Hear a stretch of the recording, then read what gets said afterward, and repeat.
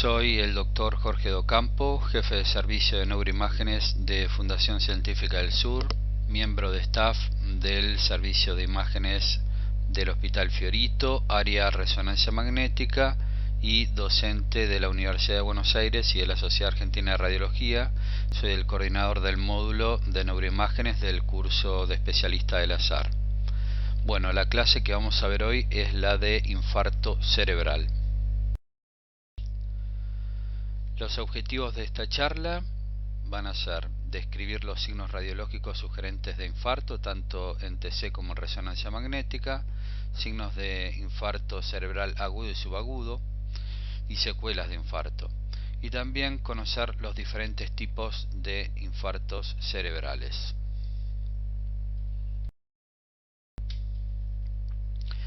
Vamos a comenzar con los signos tempranos de isquemia por TC. Acá tenemos dos signos radiológicos: el aumento de la densidad del vaso trombosado, que también se denomina signo de la arteria cerebral media hiperdensa o densa, o signo de la cuerda.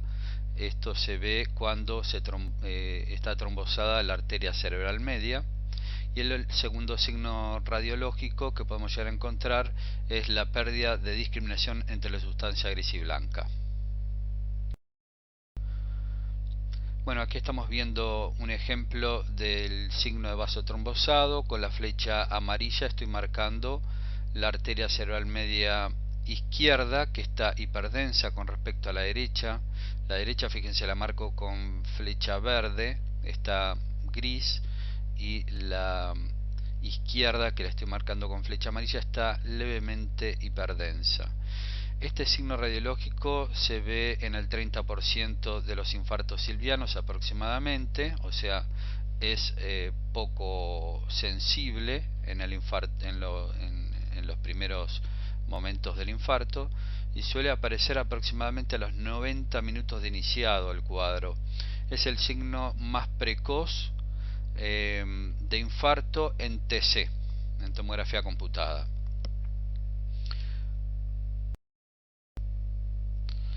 El segundo signo radiológico de infarto temprano es la pérdida de discriminación entre sustancia gris y blanca.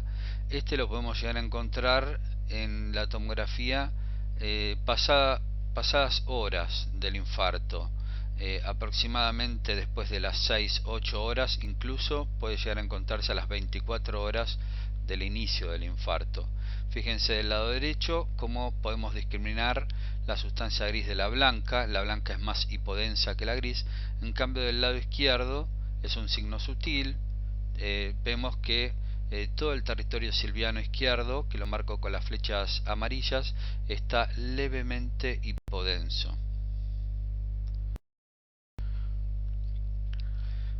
Porosidad del núcleo lenticular. Bueno, esto está en correlación con el signo radiológico previamente descrito. Fíjense el lenticular izquierdo, que lo vemos un poco más hiperdenso. Lo mismo la cabeza del núcleo caudado con respecto a la cápsula interna, que es la sustancia blanca que los separa a los ganglios de la base. En cambio, en el lado derecho vemos todo un área mínimamente hipodensa, o sea, isohipodensa, o sea, no noto la diferencia entre la cápsula interna, la cabeza del núcleo caudado y el lenticular. Este es un signo radiológico de infarto temprano de ganglios de la base.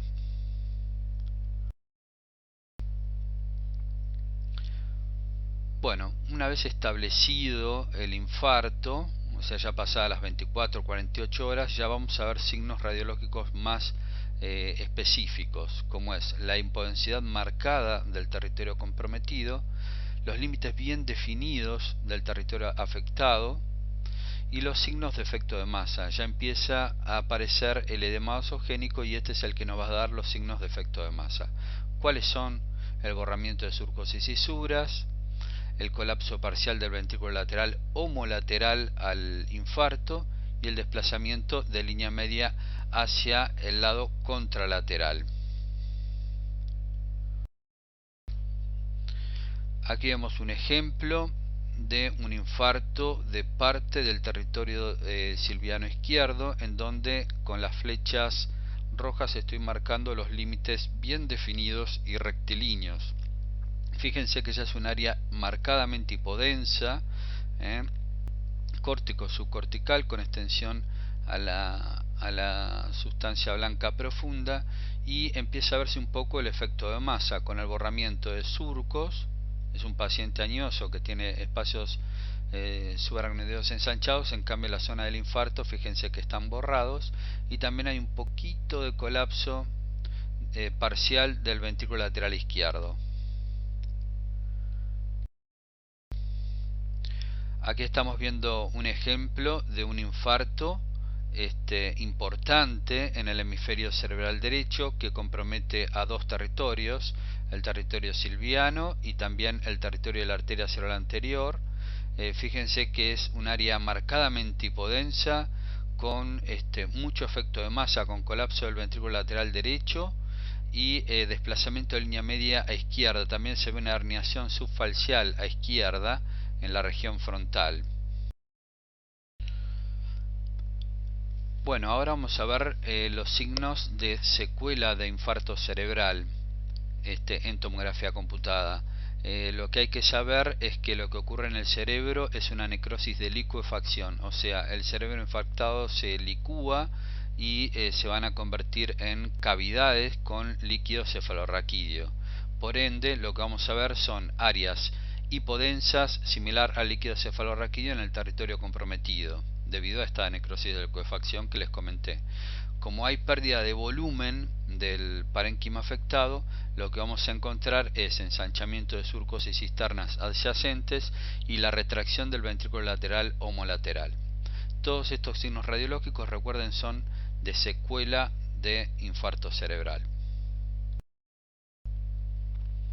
Acá estamos viendo un ejemplo de una secuela de infarto silviano izquierdo.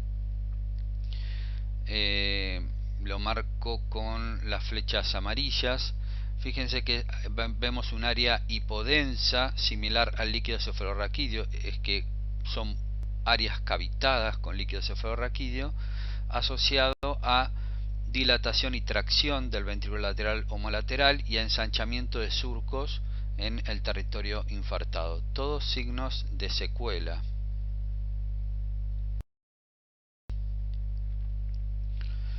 Con respecto a la resonancia magnética, es más sensible que la tomografía computada para detectar infartos cerebrales, principalmente en los primeros momentos de iniciación del infarto. ¿Qué es lo que vamos a detectar? La secuencia convencional más sensible a la presencia de un infarto cerebral es la secuencia FLAIR, antes que el T2. Lo que vamos a ver es una hiperintensidad de señal cortical en la secuencia FLAIR. Esto se va a ver, está descrito en algunos trabajos que a partir de las 4 o 5 horas se puede llegar a ver una hiperintensidad de señal en FLAIR. Pero lo más común es que a partir de las 6 horas en adelante empecemos a ver ese incremento de señal en el territorio infartado en la secuencia FLAIR. Después comienza a aparecer la hiperintensidad de señal también en la secuencia T2. Y el otro signo de infarto agudo es la tumefacción de las circunvoluciones afectadas. Bueno, aquí estamos viendo un ejemplo de un infarto de 8 horas de evolución ubicado en el lóbulo frontal derecho. Fíjense en la secuencia FLAIR, lo estoy marcando con las flechas amarillas, la hiperseñal cortical, un poquito también de sustancia blanca subcortical. En la secuencia T2, en el mismo nivel, no vemos hallazgos patológicos, pero en el FLAIR vemos esa leve hiperintensidad de señal. Aquí estamos viendo ya un infarto agudo un poquito más establecido, en donde vemos la hiperintensidad de señal cortical en T2 con la tumefacción de las circunvoluciones afectadas. Tumefacción sería como un leve incremento de volumen, ¿no? Como que está hinchado, la corteza está hinchada por la presencia de edema citotóxico, que vamos a hablar un poquito más adelante. El patrón de realce en un infarto va a cambiar de acuerdo al tiempo de evolución. En los primeros días, hablamos de 48 horas hasta el día 5/7, de acuerdo a la bibliografía que ustedes estén leyendo, vamos a ver un realce de las venas en el territorio infartado debido a un enlentecimiento del flujo venoso. Una de las hipótesis que se manejan es que la meninge que está adyacente al infarto se irrita, por ende las venas que drenan hacia el sector meningio presentan un enlentecimiento del flujo circulatorio, por ende se va a evidenciar mejor en la secuencia T1 postcontraste. Una vez pasado el tiempo, a partir del día 7 en adelante, podemos ver el típico realce del infarto, que es el realce cortical o realce giriforme. Aquí estamos viendo un ejemplo de un infarto silviano del lado derecho de 72 horas de evolución. En el T2 lo vemos con un incremento de señal cortical, frontoinsular del lado derecho, y también vemos que están afectados los ganglios de la base. Si ustedes ven la secuencia T1 con contraste endovenoso, van a ver que hay un incremento de señal en el espacio subaracnoideo, en la meninge y también en los vasos. Esto se debe a lo que les había mencionado en la diapositiva anterior, ¿no? Eso serían los signos radiológicos en T1 con contraste que podemos ver en un infarto temprano. Recuerden que se ve esto hasta el día 7 aproximadamente. Aquí estamos viendo ya un infarto establecido de 10 días de evolución, en donde constatamos el realce giriforme. Fíjense que la corteza realza postcontraste paramagnético. A medida que pasa el tiempo también va tomando contraste la sustancia blanca subcortical. Bueno, con la flecha roja lo estoy marcando en el T2 y con las flechas amarillas en el T1 postcontraste. Recuerden, realce giriforme. No es patoneumónico el infarto, también puede verse en otras patologías. Por ejemplo, algunas encefalitis nos pueden llegar a dar este patrón de realce giriforme, pero es bastante característico en el infarto que aparezca este tipo de patrón de realce. Bueno, la secuencia más sensible en resonancia magnética para la detección del infarto temprano es la secuencia de difusión, ya que puede detectar el edema citotóxico a los 15/30 minutos de iniciado el mismo. Recuerden un poco cómo es la fisiopatología del infarto. Lo que vamos a encontrar es cuando una arteria se tapa, deja de circular sangre en el territorio infartado, o sea, en el territorio que después se va a infartar. Por ende, las neuronas no van a recibir oxígeno. Si las neuronas no reciben oxígeno, no van a poder producir ATP. Y si no se produce ATP, va a dejar de funcionar la bomba de sodio-potasio. Por ende, si deja de funcionar la bomba de sodio-potasio, va a empezar a entrar sodio a la célula por una diferencia de gradiente. Recuerden que en el espacio extracelular hay más concentración de sodio que en el espacio intracelular, por ende va a entrar sodio a la célula, y con el sodio va a estar acompañado con el agua. Recuerden que el sodio arrastra agua, por ende la célula se hincha. Hablamos de célula tanto de neurona como células de la glía. Se van a hinchar y se van a llenar de moléculas de agua. Estas moléculas de agua, que en condiciones normales tienen una cierta movilidad en el espacio extracelular y en el espacio intracelular, cuando existe edema citotóxico, las moléculas de agua están todas quietas, todas juntitas. Imagínense que están todas juntas en una célula hinchada y no se pueden mover. Entonces lo vamos a poder detectar con esta técnica. Vamos a explicar un poco mejor con esta diapositiva. La difusión tiene dos imágenes que nosotros tenemos que saber interpretarlas.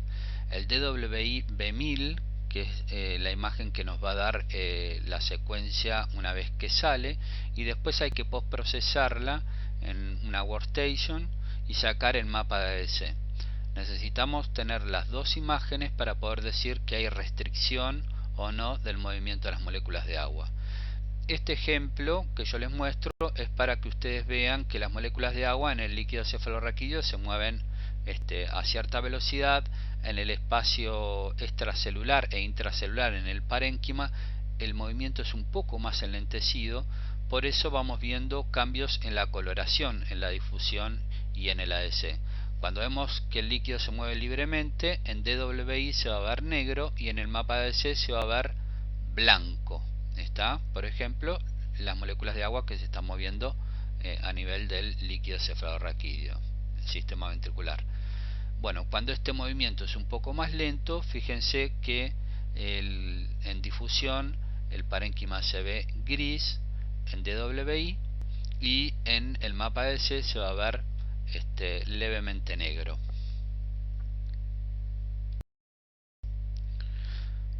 Bueno, este es un ejemplo de un infarto de 6 horas de evolución. Fíjense que en el T2 no encontramos hallazgos patológicos relevantes, pero cuando vamos a la secuencia de difusión sí encontramos un área hiperintensa en DWI y marcadamente hipointensa en el mapa ADC, que nos dice que ahí hay edema citotóxico. Bueno, vamos a ir con las bolitas. Fíjense que en el sitio donde hay edema citotóxico, las moléculas de agua no se mueven, están quietas, por lo que les había comentado anteriormente, están todas dentro de la célula, juntas y no se pueden mover. Cuando las moléculas de agua están quietas se denomina difusión restringida. Vamos a decir, se observa restricción del movimiento de las moléculas de agua en el territorio silviano izquierdo. Esto se va a manifestar por un incremento de señal en DWI y una hipointensidad de señal o caída del ADC en el mapa de ADC. Cuando las moléculas de agua se mueven libremente, por ejemplo en el líquido cefalorraquídeo, vamos a denominar que la difusión es facilitada. Sepan eso, que la secuencia de difusión es mucho más sensible que el T2 y FLAIR para el diagnóstico de edema citotóxico. Esto lo vemos, ya les había mencionado, 15-30 minutos de iniciado el infarto. Bueno, acá estamos viendo ya una secuela de infarto por resonancia magnética. Va a ocurrir lo mismo que hemos visto en tomografía computada. Va a haber necrosis de licuefacción. Por ende, lo que vamos a identificar son cavitaciones con líquido cefalorraquídeo. Aquí se ve mucho mejor que en la tomografía, incluso lo podemos identificar mejor, estas cavitaciones. Y también va a haber dilatación y tracción del ventrículo lateral homolateral. En la secuencia de difusión, lo que vamos a ver es que en el sitio de secuela, donde hay cavitación, vamos a encontrar difusión facilitada en DWI y ADC. ¿Cómo se ve la difusión facilitada? Como el líquido cefalorraquídeo. Negro en difusión, negro en DWI y blanco en el mapa ADC. Esto lo estamos viendo, por ejemplo, es una secuela de infarto en el territorio de la arteria cerebral anterior izquierda. Fíjense, la circunvolución frontal superior izquierda, vemos un área hipointensa en DWI e hiperintensa en el mapa de ADC. Es una secuela de infarto.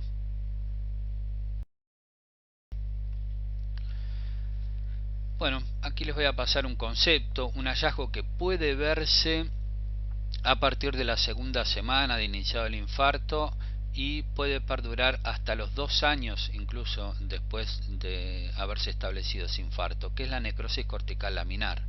La necrosis cortical laminar no se ve solamente en los infartos cerebrales, sino que se ven en otras patologías. Recuerden que puede encontrarse en el infarto cerebral, en la encefalopatía hipóxica, en la hipoglucemia y en el estatus epiléptico. Bueno, pero ¿qué es la necrosis cortical laminar? Bueno, lo que vamos a encontrar acá es un daño de la neurona. Por eso es una necrosis que está ubicada en la corteza. Este daño neuronal se caracteriza por la presencia de acúmulos de macrófagos. Estos macrófagos están cargados de macromoléculas que son proteínas, lípidos, está la metahemoglobina, y esto va a generar un incremento de intensidad de señal en las secuencias T1 y FLAIR a nivel de la corteza. Entonces, la necrosis cortical laminar la vamos a detectar en T1 y FLAIR con un incremento de señal en la corteza. Recuerden que los macrófagos serían las células basureras, son las que remueven todo el material, digamos que es residuo. Por eso, al estar cargadas de proteínas, lípidos y metahemoglobina, nos va a dar ese incremento de señal en estas secuencias que les comenté.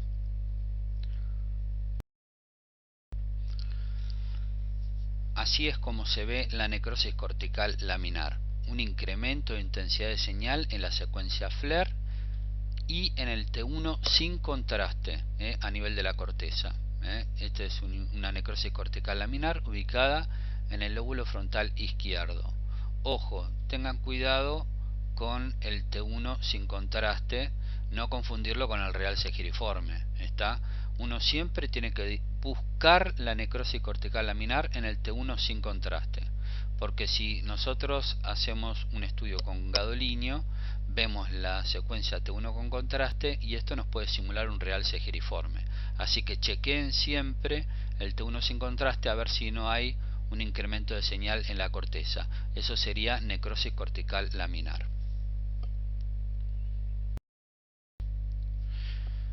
Bueno, vamos a ver ejemplos de infartos territoriales. Los infartos territoriales un poco los estuvimos viendo para explicar los signos radiológicos y ahora vamos a ver ejemplos característicos. Para poder hablar de territorios tenemos que saber qué irrigan las arterias, ¿no? Bueno, acá tenemos un mapa, hay un montón en internet, pueden buscarlo, o sea, territorios de arterias del polígono de Willis, y fíjense que en rojo está el territorio de la arteria cerebral anterior, en amarillo el territorio de la arteria cerebral media y en verde el territorio de la arteria cerebral posterior.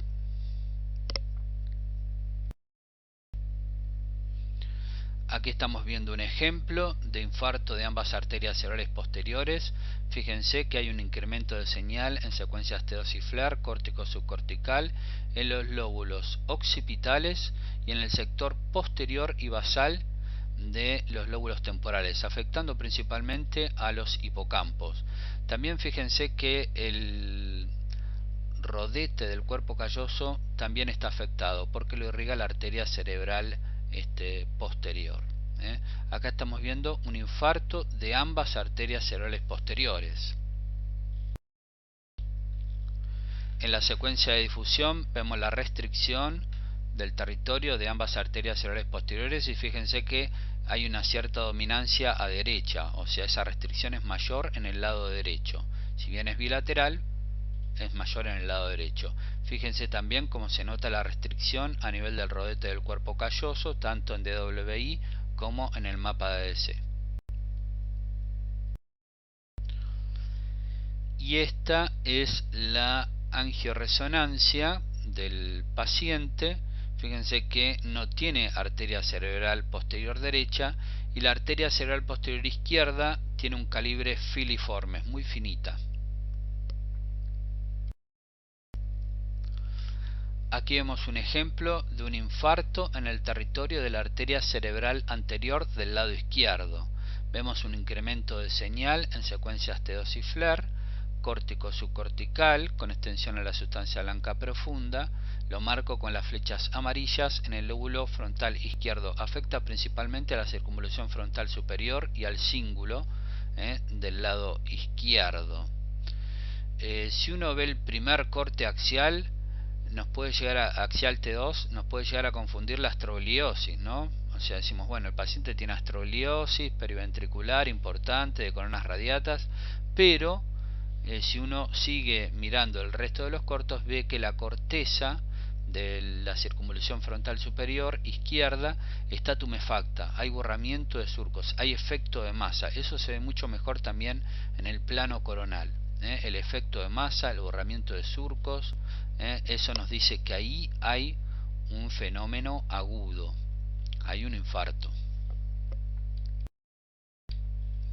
En la secuencia de difusión vemos que el territorio infartado presenta restricción al movimiento de las moléculas de agua con un incremento de señal en DWI y una caída de señal en el mapa de ADC.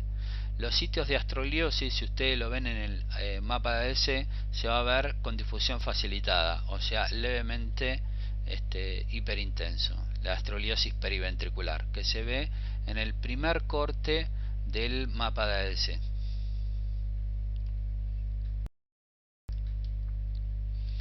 Aquí estamos viendo un ejemplo de un infarto silviano del lado derecho de 3 días de evolución. Fíjense que hay un incremento de señal córtico-subcortical frontotemporoinsular derecha con extensión a la sustancia blanca profunda. Fíjense que la corona radiata derecha también está afectada. Y en la secuencia de difusión vemos la marcada restricción que se constata en este infarto. En el día 3/5 sería el día en donde existe más restricción en la secuencia de difusión, tanto en DWI como en ADC. Después el ADC, a medida que pasa el tiempo, se va tornando cada vez más isodenso. A partir del día 10 aproximadamente, en infartos grandes estamos hablando, el ADC se pseudo normaliza. ¿Qué quiere decir esto? No es que el infarto se va, sino que en el mapa de ADC lo que vamos a ver es que en el territorio infartado vamos a encontrar una señal similar al resto del parénquima. En el DWI todavía va a estar hiperintenso el territorio infartado. El DWI puede verse hiperintenso en un infarto grande casi hasta el día 30, 20 y pico, 30, podemos llegar a ver un incremento de señal, pero el pico de mayor restricción lo vamos a ver entre el día 3 y el día 5, es donde más blanco se va a ver en WI y más negro se va a ver en el mapa de ADC.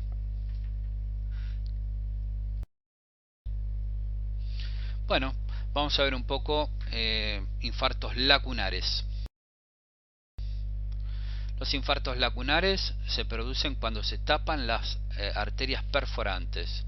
Fíjense que las arterias perforantes de la cerebral anterior, media y posterior la vemos en este gráfico.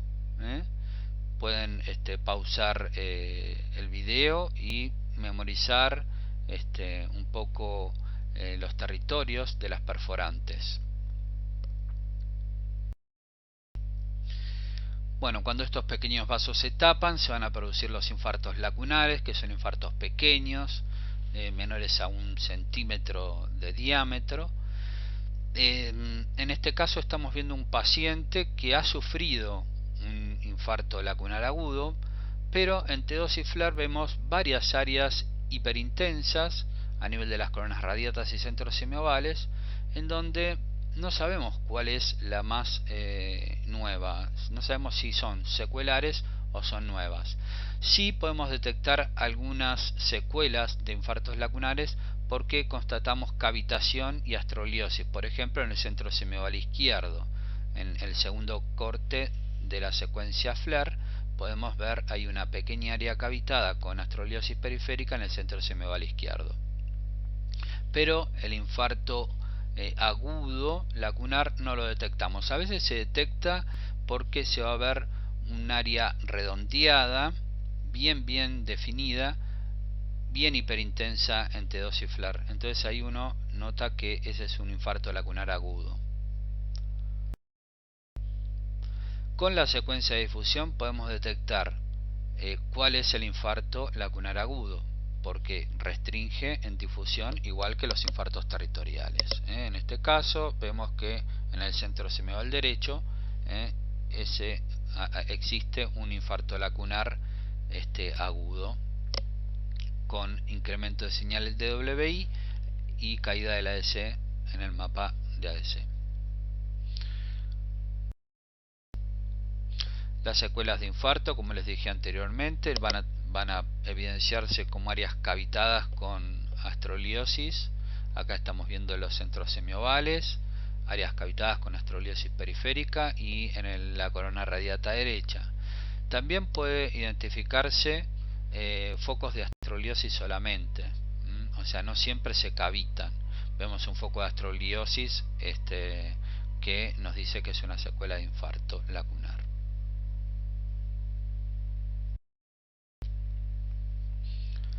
Bueno, le voy a mostrar un caso. Esta es una paciente añosa, hipertensa, diabética, mal controlada. Y bueno, acá tenemos focos de astrogliosis importantes, difusos, que comprometen la sustancia blanca periventricular, coronas radiatas, centros semiovales, varias secuelas de infartos lacunares. Fíjense que vemos varias áreas cavitadas en estos sitios de astrogliosis. Esta paciente le vamos a hacer una secuencia de ecogradiente y constatamos en la secuencia de ecogradiente la presencia de imágenes puntiformes hipointensas tanto en los ganglios de la base como a nivel del parénquima encefálico, y esto nos está diciendo que hay secuelas de microsangrados. Estos son restos de hemosiderina. Es importante detectar estos sangrados petequiales o secuelas de sangrado petequiales, porque cuanto más cantidad de microsangrados tenga el paciente, mayor riesgo va a tener ese paciente de sufrir tanto un ACV isquémico como hemorrágico. Así que es un dato que lo tenemos que evaluar en un paciente con riesgo de sufrir ACV isquémicos o hemorrágicos, o sea, un paciente hipertenso, diabético. Tenemos que evaluar la secuencia ecogradiente y buscar si tiene o no microsangrados. Cuanto más microsangrados tenga, mayor riesgo va a tener de sufrir ACV. El microsangrado es el resultado de enfermedad de pequeños vasos. Por eso se los muestro en este momento. Nos habla de enfermedad de pequeños vasos, de los vasos perforantes, por ejemplo. Le hacemos secuencia de difusión a este paciente y notamos con las flechas amarillas les marco áreas con restricción focal. Estas nos sugieren que estas áreas son infartos lacunares agudos. Bueno, vamos a ver un poco infartos de la fosa posterior. La fosa posterior también tiene sus territorios. Ahí lo vemos en este gráfico. Es de un artículo antiguo de la Radiographic, pero está bueno, es interesante porque muestra los territorios de la fosa posterior. Vamos a tener tres territorios: el de la AICA, el de la pica y la cerebelosa superior. Aquí estamos viendo un infarto agudo de la AICA y de la pica. Fíjense el incremento de señal a nivel del hemisferio cerebeloso izquierdo. También hay tumefacción. Ustedes ven que está hinchado el territorio infartado. Vemos compromiso de la AICA y de la pica del lado izquierdo. En la secuencia de difusión vemos que hay marcada restricción al movimiento de las moléculas de agua en ese territorio, lo cual nos sugiere un infarto agudo ya establecido. Aquí estamos viendo un ejemplo de un infarto de la pica del lado derecho. Si ustedes comparan con el caso anterior, van a ver que el sector lateral del hemisferio cerebral no está comprometido como en el caso anterior. Hay zona de parénquima sano que correspondería al territorio de la AICA. Bueno, con las flechas amarillas estoy marcando el área infartada que corresponde al territorio de la pica del lado derecho. Es un infarto de 7 días de evolución. Como tiene 7 días de evolución, si le inyectamos contraste endovenoso ya va a empezarse a ver realce a nivel de la folia. Fíjense que tiene 7 días de evolución y recién está empezando a tomar contraste el territorio infartado.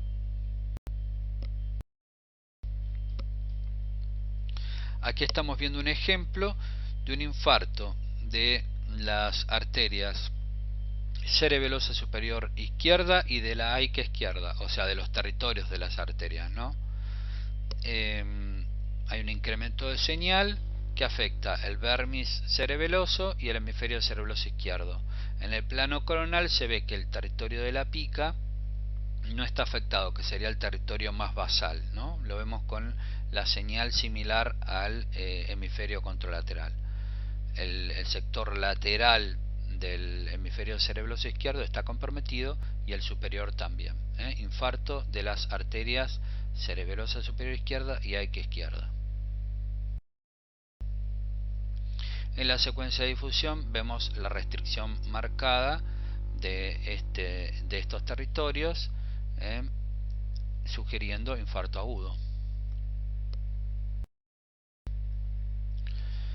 Bueno, con respecto a los infartos de tronco, acá estamos viendo un infarto a nivel de la protuberancia. Fíjense que tiene una forma triangular, en donde tenemos una base anterior y un vértice posterior que mira hacia el cuarto ventrículo. Tiene una forma triangular que va hacia un lado o hacia el otro. En este caso sería un infarto protuberancial del lado derecho. En la secuencia de difusión tiene el mismo comportamiento que el resto de los infartos, o sea, restringe en difusión. Restringe en forma triangular.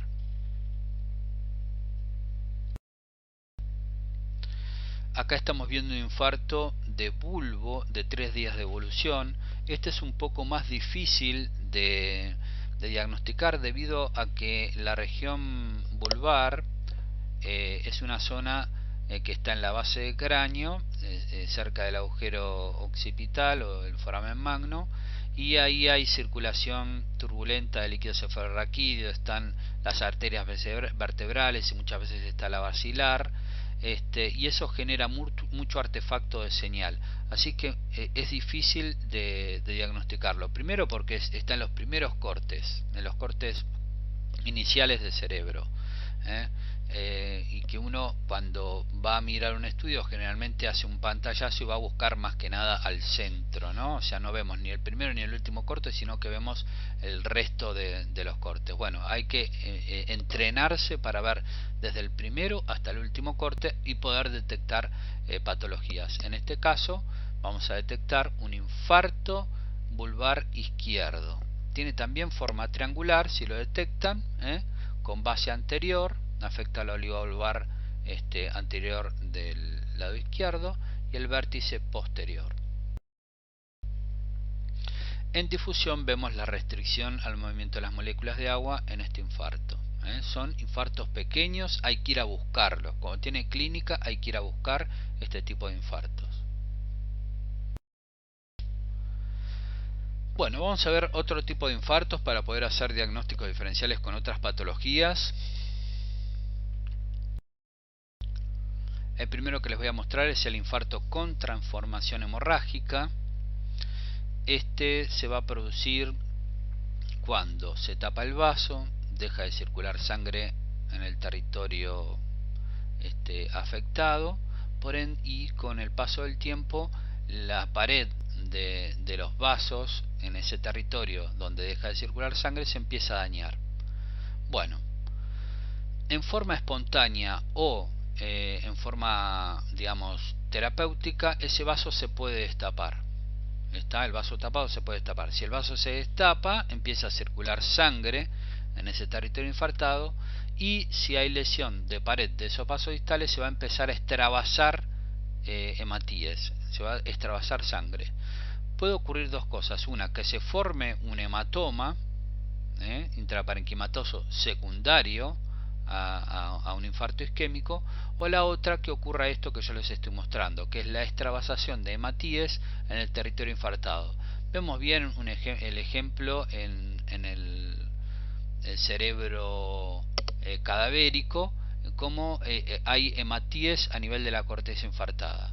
¿Y esto cómo lo detectamos? Bueno, lo vamos a detectar con la secuencia de cogradiente con un puntillado hipointenso en el territorio infartado. Este es un infarto de la arteria cerebral posterior derecha con transformación hemorrágica, que la detectamos con la secuencia de cogradiente con estos puntitos hipointensos.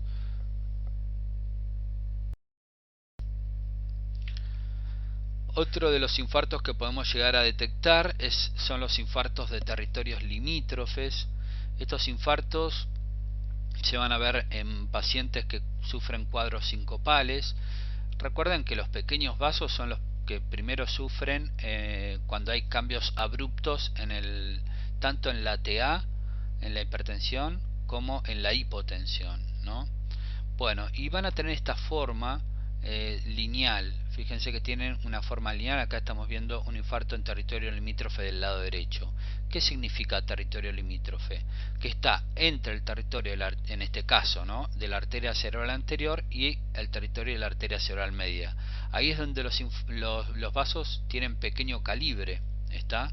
Entonces esos vasos de pequeño calibre van a sufrir, o sea, por ejemplo, un cuadro de hipotensión arterial severa, un cuadro sincopal prolongado con hipotensión arterial severa, va a dejar de llegar oxígeno en ese sitio y van a ocurrir estos infartos que son lineales. Con este gráfico mostramos, que es de la revista Radiographic, mostramos cómo es la ubicación de los infartos de territorios limítrofes. Fíjense que a nivel de los centros semiovales y coronas radiatas tienen esa forma lineal antero-posterior, y cuando llegan a la corteza, tanto parietal como frontal, van a tener forma triangular. Esos serían los territorios limítrofes en donde ocurre este tipo de infartos. Acá estamos viendo un ejemplo de secuela de infarto de territorios limítrofes en ambos hemisferios cerebrales. Áreas hiperintensas en FLAIR que van desde el frontal hacia el parietal, incluso del lado izquierdo hacia el occipital. Son secuelas de infartos limítrofes. Este es un caso que es interesante marcárselos, debido a que puede llegar a generar mucha confusión. Les dejo la imagen un segundo para que ustedes me digan cuál es el lado patológico y cuál sería la porción sana del cerebro. Les dejo un par de segundos. Si quieren, pausen el video. Pongan en pausa el video. Bueno, y ahí les comento. Toda la corteza está afectada. Toda la corteza está hiperintensa en FLAIR. Tanto lóbulos frontales como temporales, como regiones insulares, lóbulos parietales. Y fíjense, si vamos al lado posterior, el lóbulo occipital derecho, vemos que la señal es normal, y parte del lóbulo occipital izquierdo. Eso se ve en los primeros 3 cortes. O sea, tenemos todo el cerebro afectado, menos el territorio de la arteria cerebral posterior derecha y parte del territorio de la arteria cerebral posterior izquierda. Incluso, miren, los núcleos lenticulares y el caudado también están hiperintensos en FLAIR. Bueno, esto nos habla de una anoxia cerebral difusa. Esto se ve en pacientes ahorcados, pacientes que sufrieron un paro cardiorrespiratorio y después en un tiempo prolongado y después fueron reanimados, en pacientes que sufrieron hipotensión arterial severa, por ejemplo, como en este caso, secundaria a una complicación de anestesia prolongada, con tiempo prolongado, sufren esta hipotensión arterial y por ende ocurre este tipo de infarto masivo del cerebro. ¿Está? Con la secuencia de difusión vamos a detectar mejor el compromiso del cerebro. Fíjense que, como yo les mencionaba, en el lóbulo occipital del lado derecho y parte del lóbulo occipital del lado izquierdo, vamos a ver que no hay restricción, y el resto del parénquima, el resto de la corteza, presenta una marcada restricción en la difusión, principalmente en el DWI. Fíjense que es más llamativo, ¿no?, la hiperseñal de la corteza, incluso de los ganglios de la base. Los tálamos no están afectados porque los tálamos los irrigan en parte en la cerebral posterior. Entonces, como las cerebrales posteriores no fueron las que más sufrieron, el circuito posterior a veces es más resistente a la hipotensión arterial, y en este caso no han sufrido. pero el resto del parénquima sí ha sufrido y tuvo un infarto masivo cerebral. Obviamente esto deja muy secuelado al paciente. Bueno, vamos a ver infartos por vasculitis. Sepan que la vasculitis es la inflamación de la pared de los vasos, por ende lo que va a ocurrir es un incremento del espesor de la pared de los vasos, ya que hay acúmulo de células inflamatorias, y si hay un incremento del espesor de la pared de los vasos, en los vasos más pequeños lo que va a ocurrir es una oclusión de la luz. Si hay una oclusión de la luz, no llega oxígeno al territorio distal de ese vaso y se producen los infartos, algunos pequeños y grandes, de acuerdo a que sea una vasculitis de pequeños vasos o de grandes vasos. Las causas de vasculitis son múltiples. Una de las patologías que puede estar asociada a vasculitis es la patología infecciosa. En este caso estamos viendo una meningitis a neumococo, pero también las pueden dar las meningitis encefalitis granulomatosas. Por ejemplo, la tuberculosis es una de las entidades que suele dar vasculitis o angeitis, ¿no? A veces lo escuchan como angeitis. Bueno, acá estamos viendo un montón de lesiones periventriculares que afectan los ganglios de la base, que afectan la protuberancia y el hemisferio cerebeloso derecho. Este es un paciente con meningitis a neumococo, 20 días de evolución. Vamos a la secuencia de difusión y vemos que todas esas zonas restringen. Esto es debido a la vasculitis. Hay una afectación de los vasos por este fenómeno inflamatorio, se tapan y generan infartos distales. Bueno, como conclusión de la charla, vamos a decir que el método más sensible para el diagnóstico precoz de infarto es la resonancia magnética del cerebro con secuencia de difusión. No olviden, la secuencia de difusión es sumamente importante para detectar el edema citotóxico. Es muy sensible a los pocos minutos de iniciado el edema citotóxico. Recuerden que el patrón de realce nos puede orientar con el tiempo de evolución, junto a los signos radiológicos tempranos y tardíos, tiempo de evolución del infarto, tanto en tomografía computada como en resonancia magnética. El patrón de realce se ve en TC y en RM. Y bueno, conocer los diferentes tipos de infartos nos va a permitir poder discriminar mejor los diagnósticos diferenciales. Bueno, espero que les haya servido la charla. Estoy a su disposición frente a cualquier consulta. Recuerden que yo soy el coordinador del módulo de neuroimágenes del curso de especialista. Hasta luego.